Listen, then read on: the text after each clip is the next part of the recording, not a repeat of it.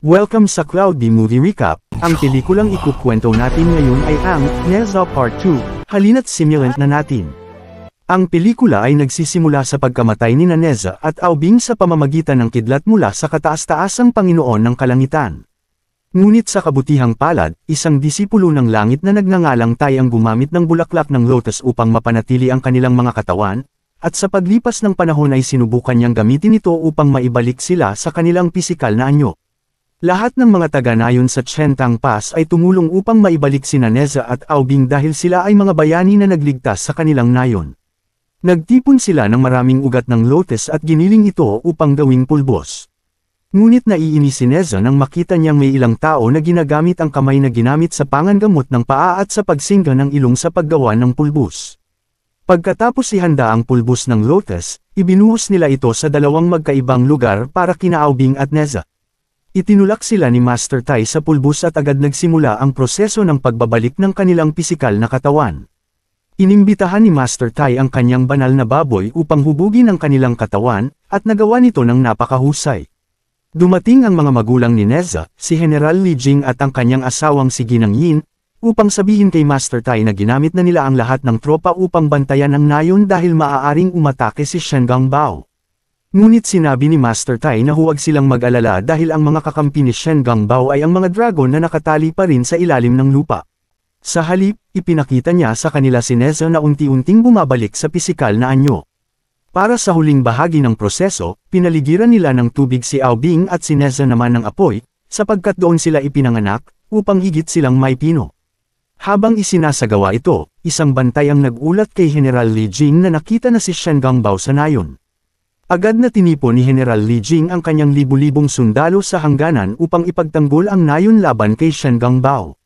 Sinabi ni General Li Jing kay Shen Gangbao na wala siyang laban sa kanilang lahat, lalo na't kasama nila si Master Tai. Ngunit ibinunyag ni Shen Gangbao na hindi siya nag-iisa. Ilang oras bago iyon, kinausap ng ama ni Aubing, ang hari ng mga dragon na si Ao Guang, ang iba pang mga dragon tungkol sa paghihiganti sa nayon ng Chentang dahil sa pagkamatay ng kanyang anak. Dahil nakagapos pa rin sila sa ilalim ng lupa, hindi nila maisakatuparan ang paghihiganti. Isang dragon na nagngangalang Ron ang nagmungkahi na gamitin ang mga halimaw mula sa kailaliman upang umatake sa nayon. Ibinigay niya kay Shen Gangbao ang Sky Splitting Claw upang punatan ang pagitan ng mundo at kailaliman, upang makadaan ang mga halimaw. Bumalik sa kasalukuyan, ginawa ni Shen Gangbao ang sinabi sa kanya, at lumabas ang libu-libong halimaw mula sa kailaliman upang salakayin ang Chentang. Bagamat may lamang lakas at bilang ang mga halimaw, buong tapang pa ring lumaban sina Li Jing at Lady Yin gamit ang kanilang kahusayan. Nagtaka sila kung bakit umatake ang mga halimaw gayong buhay pa si Aubing. Sumugod si Shen Gangbao upang atakihin si Master Tai. Ngunit dahil hindi niya mabasag ang panangga, ginamit niya ang claw upang tawagin ang mga dragon mula sa ilalim ng lupa at gamitin ang kanilang apoy upang sirain ang panangga.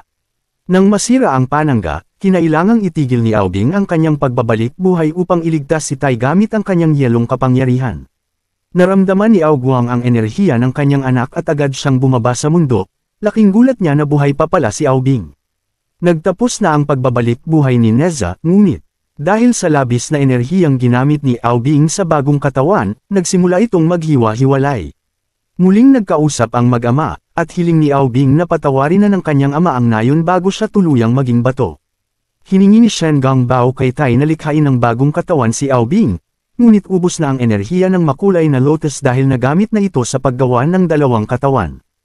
Iminungkahi ni Tai na magsalo muna ng katawan sina Neza at Aubing sa loob ng 7 araw, dahil pareho silang nagmula sa iisang pinagmulan, ang Demon Pearl at Spirit Pearl. Ngunit iginiit ni Ao Guang ang isang permanenteng solusyon. Kaya sinabi ni Tai na pupunta siya sa langit upang humingi ng elixir ripo mula sa kataas-taasang Panginoon, upang muling mamulaklak ang banal na lotus para maibalik ang katawan ni Aubing. Tinanggihan ito ni Shen Gangbao at iminungkahi ang isang espesyal na pagsasanay. Ang mga makapapasa ay maaaring sumabak sa Ascension Trial sa langit. Kapag pumasa, hindi lamang sila magiging immortal, kundi bibigyan din sila ng elixir ripo. Iminungkahi niyang si Neza ang sumali sa pagsubok. Kapag siya ay pumasa, hindi na siya magiging demonyo at makakamit pa niya ang elixir upang buuin ang katawan ni Aubing. Ngunit nagbabanta si Ao Guang na kapag hindi nailigtas si Aubing sa loob ng 7 araw, wawasakin niya ang buong nayon ng Chentang. Dagdag pa niya, walang sino man ang maaaring umalis ng nayon maliban kina Neza at Tai. Inatasan niya si Shen Gangbao na bantayan ang nayon. Habang papalayo na si Neza para tuparin ang kanyang misyon, nagtipon ng mga taga-nayon upang magpaalam at magpasalamat sa kanya. Hiniling ng kanyang ina ang isang yakap bago siya umalis, ngunit tumanggi si Neza dahil pinanunod siya ng mga tao. Gayunpaman, binigyan pa rin siya ng kanyang ina ng maraming pagkain upang hindi siya magutom. Lumipad sila ni Master Tai sakay ng isang baboy. Kinain ni Tai ang halos lahat ng merienda at tinawag si Neza na sutil na bata dahil tumanggi sa yakap ng ina. Ipinaliwanag niya kay Neza ang tungkol sa mga pagsubok sa langit, na kailangang talunin ang 3 hari ng mga demonyo sa lupa upang masubok ang kanyang kapangyarihan.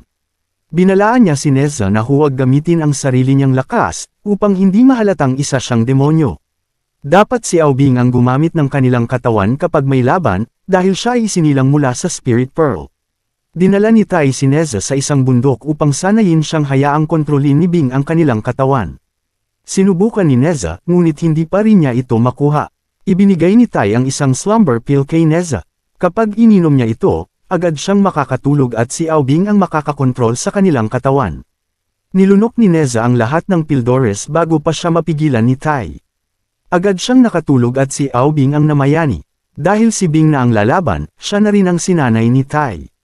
Ngunit napahiya si Tai nang matalo siya ng estudyanteng dapat niyang sanayin. Agad niya itong dinala sa Yusho pala sa kalangitan kung saan naroon ang mga tanyag na tagahuli ng demonyo. Ang kasalukuyang pinuno ng palasyo ay si Wu Yang, isang mataas na disipulo at immortal. Ipinakilala ni Tai si Bing bilang reinkarnasyon ng Spirit Pearl at nais niya itong isali sa pagsubok. Sa kasamaang palad, nagising si Neza at agad na binawi ang katawan. Ang una niyang ginawa, umihi sa banal na lawa ng kalangitan. Agad na pumunta si Master Tai upang pigilan si Neza. Pinagalitan niya ito at sinabing ang kanyang asal ay bunga lamang ng labis na pagod sa matinding pagsasanay. Inutusan ni Wulong ang kanyang disipulong si Krona na samahan si Neza papunta sa palikuran. Nawalan ng pasensya si Neza sa habang lakad sa palasyo at hindi sinasadyang naapakan ang damit ni Krona, kaya't iniwan siya nito upang hanapin ang palikuran mag-isa. Napadpad si Neza sa isang silid na puno ng mga sisidlang jade na may tubig. Akala niya ay palikuran ito kaya doon siya umihi. Kalaunan, habang pinag-uusapan ni Master Tai ang hangarin ni Neza na tapusin ang mga pagsubok upang maging immortal, napag-alamang ang silid na iyon ay imbakan pala ng Kunondo, isang mahalagang inumin ng Chan sect. Sinabi ni Tai na dapat ay agad na sumabak si Neza sa mga pagsubok.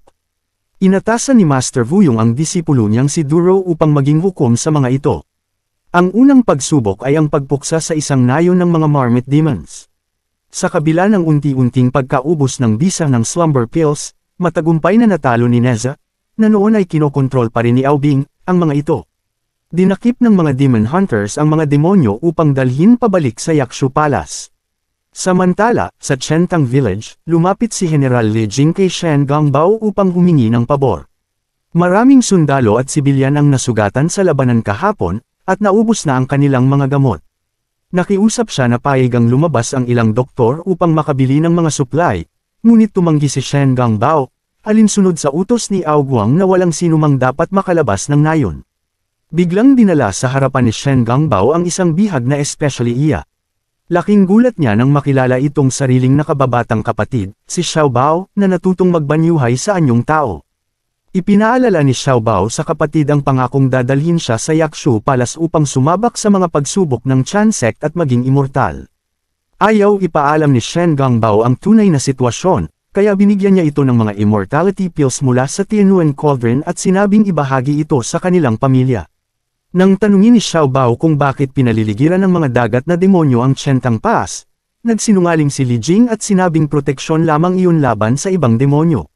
Ayaw niyang malaman ng nakababatang kapatid na masama talaga si Shen Gangbao. Dahil sa kabutihang loob na hindi ibinunyag ang katotohanan, nagpasya si Shen Gangbao na ipadala ang gamot na kailangan ng bayan. Para sa ikalawang pagsubok, ipinadala si Neza upang labanan si Shen Zhendao, ang ama ni Shen Gangbao na tagapagsanay ng mga demonyo upang maging karapat-dapat na maging immortal. Matindi ang laban at ginamit ni Shen Zhendao ang kapangyarihan ng kidlat, katulad ng kay Gangbao. Sa wakas, natalo siya ni Aobing at Neza matapos putulin ang isa niyang braso. Nang malaman niyang kalaban niya ay disipulo ng Chan sect, isang grupo na kanyang iginagalang, nagpasya siyang sumuko kasama ang kanyang mga disipulo. Ngunit sa pagbabalik ni Xiao Bao mula sa pakikipagkita sa kanyang kapatid, nakita niya si Aobing hawak ang putol na kamay ng kanilang ama. Sa sobrang galit, inatake niya ang mga Demon Hunters, di alam na sumuko na si Shen Zhendao. Itinutok ni Duro ang kanyang pana kay Xiao Bao, ngunit sinagip siya ng sariling ama gamit ang kanyang katawan bilang panangga. Ginamit niya ang kidlat upang i-teleport ang anak sa ilog. Nang mawala ng malay si Dao sa pampang, muntik na ring mapatay si Xiao Bao ni Duro, ngunit pinatakas siya ni Neza na kinokontrol pa rin ni Aobing at sinaway si Duro sa pagiging marahas.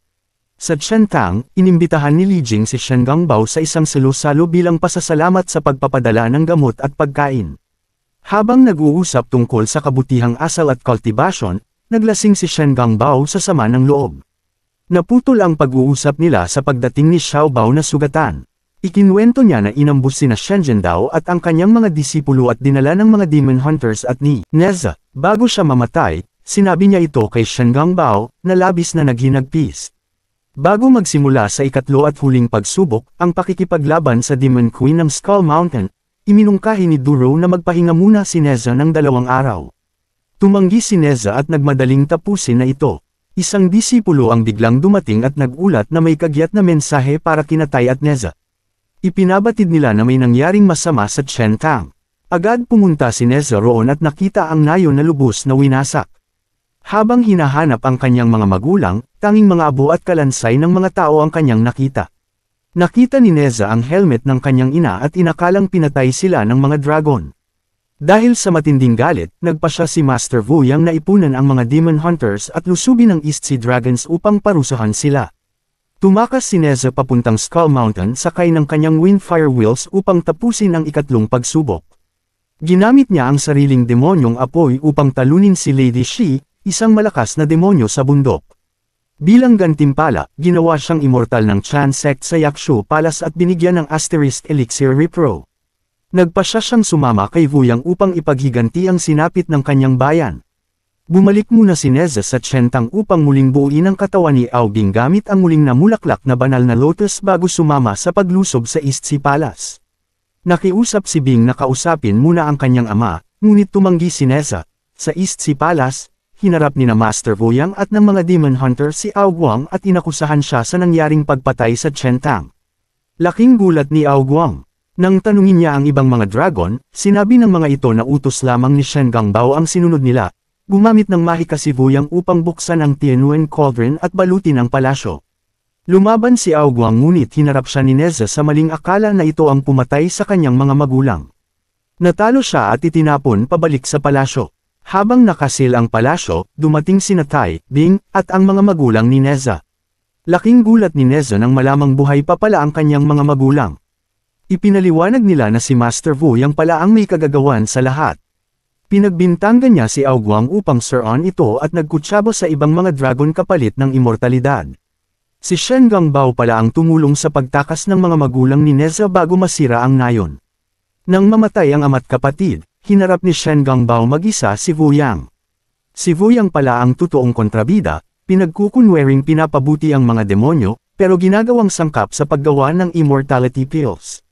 Sa kasalukuyan, nalaman ni Ao Guang ang pagtataksil ng ibang dragon. Lumaban si Aobing upang palayain ang kanyang ama. Sumama si Neza, ang kanyang mga magulang, at si Tai sa labanan. Ngunit kalaunan, natalo sila ni Wu Yang dahil sa lihim niyang isinumpang heart-cursing curse kay Neza at Aobing. Ipinatapon silang lahat sa loob ng Tianwen Cauldron. Nagsimulang gawing mga pills ang mga demonyo gamit ang banal na apoy ng samadhi. Sinabi ni Ao Guang na hindi amatay si Neza sa apoy dahil sa pinagmulan nito.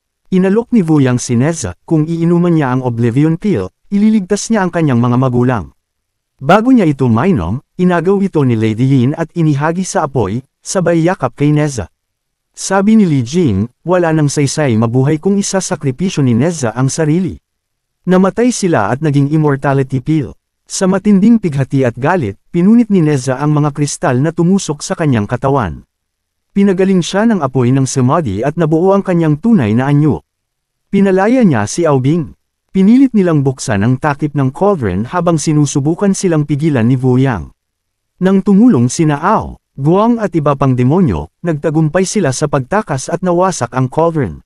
Sa huling labanan, natalo ni Neza at Aobing si Wu Yang, binasag ang kanyang spell at ibinunyag ang tunay nitong anyo, isang matandang mahina. Inilahad ni Ao Guang na sina Krona at Duro ay mga demonyo rin.